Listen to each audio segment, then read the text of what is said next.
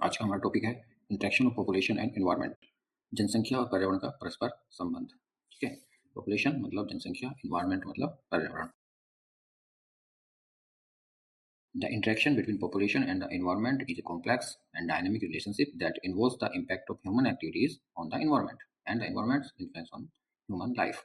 मतलब जो जनसंख्या और पर्यावरण के बीच का परस्पर एक संबंध है वो जटिल और गतिशील प्रक्रिया है। ठीक है, complex and dynamic relations. Complex मतलब इसके अंदर बहुत सारे फैक्टर्स इन्वॉल्व होते हैं, जिसमें बायोटिक फैक्टर भी हो सकते हैं और एबायोटिक फैक्टर भी हो सकते हैं। ठीक, बायोटिक फैक्टर मतलब लिविंग जो फैक्टर होंगे, जैसे बैक्टीरिया है, फंजाई है, एनिमल्स हैं, प्लांट्स हैं। ठीक है, और जो नॉन लिविंग जैसे सनलाइट है, वाटर है, अर्थ के बन से अर्थ जिनसे बनती है वो मेटल्स हैं। इस तरह के हम बाद में पढ़ेंगे बायोटिक एंड अबायोटिक फैक्टर्स को। तो ये कहने का मतलब है ये कॉम्प्लेक्स सिस्टम है एक, और कॉम्प्लेक्स के साथ-साथ ये क्या है, एक डायनामिक रिलेशनशिप है। डायनामिक मतलब समय के साथ चेंज होती रहती है। ठीक है, कुछ चीज़ें ऐड होती जाएँगी, कुछ चीज़ें रिमूव होती जाएँगी। ठीक है, इसमें हम जब इंटरेक्शन की स्टडी करते हैं तो हम देख क्या चीज़ पे फोकस करते हैं, हम फोकस करते हैं जो मानव की गतिविधियाँ हैं, ह्यूमन एक्टिविटीज़ हैं, उनका पर्यावरण पर क्या प्रभाव पड़ रहा है और पर्यावरण का मानव जीवन पर क्या प्रभाव पड़ रहा है। ठीक है, दोनों एक दूसरे से इंटर रिलेटेड हैं। ठीक है, it is save by various factors. ये जो संबंध है डिफरेंट फैक्टर्स पे डिपेंड करता है। ठीक है, डिफरेंट फैक्टर्स, डिफरेंट कारक, विभिन्न कारक इसको प्रभावित करते हैं। कौन कौन से कारक हैं? जैसे पॉपुलेशन साइज, कितना पॉपुलेशन साइज है, डेंसिटी क्या है, ठीक है, घनत्व क्या है, मतलब कंजप्शन पैटर्न क्या है, उपभोग के पैटर्न, जो वहाँ पे संसाधन है, प्राकृतिक संसाधन है, उनको कैसे वहाँ पर रहने वाले लोग हैं, वहाँ पे रहने वाली पॉपुलेशन है, वो कैसे यूज करती है, और जो टेक्नोलॉजिकल एडवांसमेंट है वो कितना है ना, तकनीकी प्रगति कितनी है उस क्षेत्र में। ठीक है, जैसा कि हम सभी जानते हैं जो इंडिया का पॉपुलेशन ग्रोथ है वो बढ़ रहा है। ठीक है, अगर हम ग्रोथ रेट की बात करें तो ये करंटली 2024 में 1.2% है, यानी कि ग्रोथ रेट कम हुआ है। ठीक है, अगर हम 1971 की बात करें तो 2.2 था। ठीक है, और 1981 की बात करें 2.2% है, 1991 में 2.1% है, 2001 में 2001 में ये 2 था, 2% आया, और 2011 में ये 1.6 1.6%, मतलब 2001 के बाद जो रेट है वो घट रहा है और 2024 में हो गया 1.2, मतलब और कम हो रहा है। पॉपुलेशन रेट घट रहा है लेकिन पॉपुलेशन अभी भी बढ़ रही है। ठीक है, दोनों अलग अलग चीज़ें हैं। और अगर हम कंपेयर करें यूनाइटेड स्टेट और चाइना से, तो यूनाइटेड स्टेट का जो एनुअल पॉपुलेशन ग्रोथ चेंज है वो 0.5 है, और चाइना का -0.1 है, मतलब उन्होंने अपनी पॉपुलेशन को कंट्रोल किया है।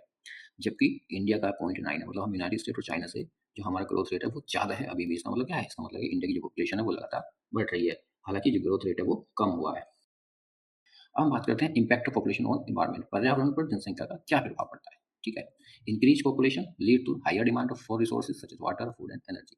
जब जनसंख्या बढ़ेगी, ठीक है, जनसंख्या बढ़ेगी, लोग बढ़ेंगे, तो उससे क्या होगा? हाई डिमांड होगी। ठीक है? हाई डिमांड मतलब जो किसकी हाई डिमांड होगी? रिसोर्सेज की, है ना, जो संसाधन है उनकी हाई डिमांड होगी, जैसे वाटर है, फूड है, एनर्जी है, स्पेस है, हर चीज की डिमांड बढ़ेगी।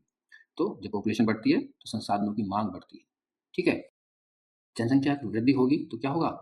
रहने के लिए घर चाहिए, है ना? क्या होगा? शहरीकरण होगा, अर्बनाइजेशन होगा, इंडस्ट्री बनेगी, क्या होगा? वहाँ पे पॉल्यूशन होगा, जो एनवायरनमेंट को डिग्रेड करेगी, नुकसान पहुँचाएगी।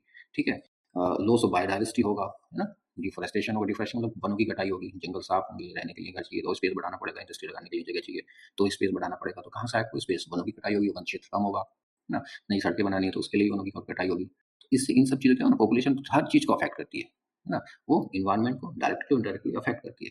ठीक है, इसी तरह जो हमारा एनवायरनमेंट है वो भी पॉपुलेशन को अफेक्ट करता है, वो भी पृथ्वी पर रहने वाले जीवों को अफेक्ट करता है। ठीक है, environmental change such as climate change and natural disaster directly affect human livelihood and, तो जलवायु परिवर्तन है और प्राकृतिक आपदाएं हैं, मानव जीवन और स्वास्थ्य पर सीधा प्रभाव डालती हैं। ठीक है, जलवायु परिवर्तन मतलब क्लाइमेट चेंज, जो बारिश पहले बहुत ज़्यादा होती थी वो धीरे धीरे कम होने लगी, है ना?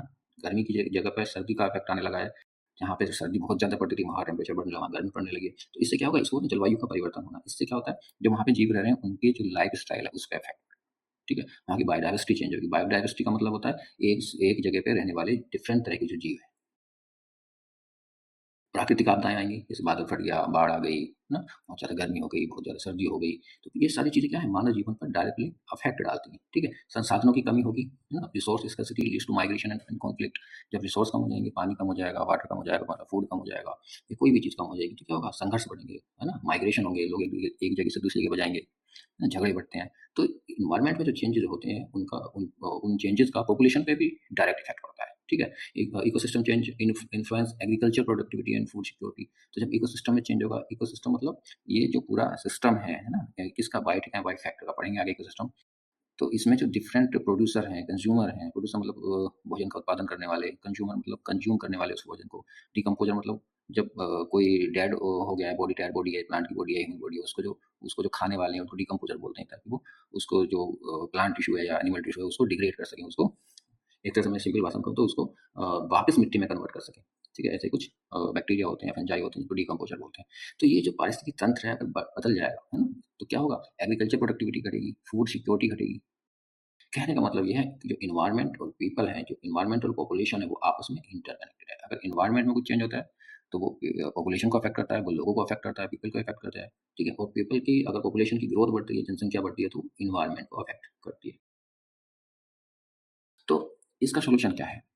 इसका सोल्यूशन है सस्टेनेबल डेवलपमेंट, सतत विकास। आजकल बहुत बात होती है सतत विकास की ना, सस्टेनेबल डेवलपमेंट की। Sustainable development is an approach to progress that meets the needs of the present without compromising the ability of future generation to meet their own needs.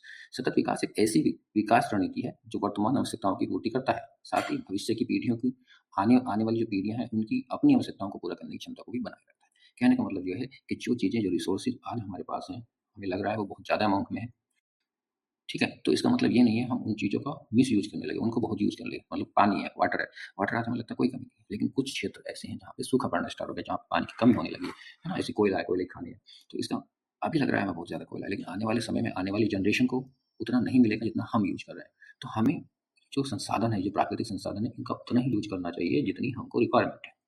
ठीक है, मिसयूज़ नहीं करना चाहिए, मतलब हर किसी का ध्यान रखना है, ठीक है। It involves integrating economic, social and environmental concept to ensure a balance and equitable future. तो सतत विकास जो है आर्थिक, सामाजिक और पर्यावरणीय कारकों के संतुलित समावेशन पर बल देता है, ठीक है। इकोनॉमी पे इफेक्ट ना हो, समाज पे भी इफेक्ट ना हो और पर्यावरण पे भी इफेक्ट ना हो। इन तीनों का हमें बैलेंस बनाने का चलना है, ताकि क्या होगा, दीर्घकालिक समानता और स्थिरता सुनिश्चित की जा सके, ठीक है। दीर्घकालिक समानता और स्थिरता सुनिश्चित की जा सके, ताकि आने वाली जनरेशन को वो सब मिल सके जो आज हम यूज कर रहे हैं। Sustainable development is key to balancing population growth and environmental health. जनसंख्या वृद्धि और पर्यावरण स्वास्थ्य के बीच संतुलन बनाए रखने के लिए सतत विकास आवश्यक है, ठीक है। पॉपुलेशन की ग्रोथ भी हो और पर्यावरण पे भी इफेक्ट ना पड़े, पर्यावरण भी डिग्रेड ना हो, ठीक है। तो इसके संतुलन को, इसको बैलेंस बनाए रखने के लिए क्या इसकी जरूरत है, एक सतत विकास मॉडल की जरूरत है, जिसमें क्या होगा, नवीकरणीय ऊर्जा हो, है ना, रिन्यूएबल एनर्जी, जैसे कि सोलर पैनल, सोलर ऊर्जा का यूज कर रहे हैं, है ना। बैटरी वाली जो कारें हैं, जो व्हीकल्स हैं, वो बैटरी से चले लगे ताकि पॉल्यूशन कम हो, ठीक है। इसी तरह कंजर्वेशन है, जो हमारे जो जंगल हैं, जो फॉरेस्ट है, उसको कंजर्व करने की ज़रूरत है ना, ताकि वो हमें प्योर एयर प्रोवाइड कर सके। हमारे जो वन्य जीव हैं, है ना, वन्य जीव जंतु हैं, उनका भी संरक्षण होने की ज़रूरत है, ताकि इकोसिस्टम बैलेंस बना रहे। और जनसंख्या नियंत्रण, और जो जनसंख्या है, जो पॉपुलेशन है, वो कंट्रोल रहे।